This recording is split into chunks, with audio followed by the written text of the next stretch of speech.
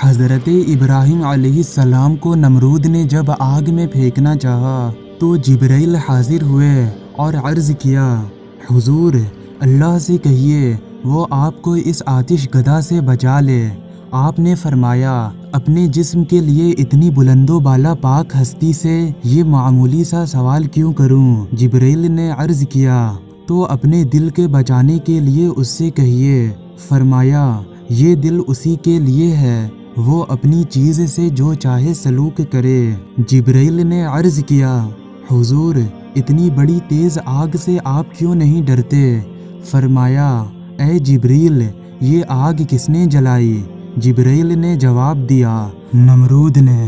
فرمایا، اور نمرود کے دل میں یہ بات کس نے ڈالی؟ جبرائیل نے جواب دیا، رب جلیل نے۔ فرمایا، تو پھر ادھر حکم جلیل ہے تو ادھر رضائے خلیل ہے۔ پیارے دوستوں، اللہ والے ہمیشہ اللہ کی رضا میں راضی رہتے ہیں۔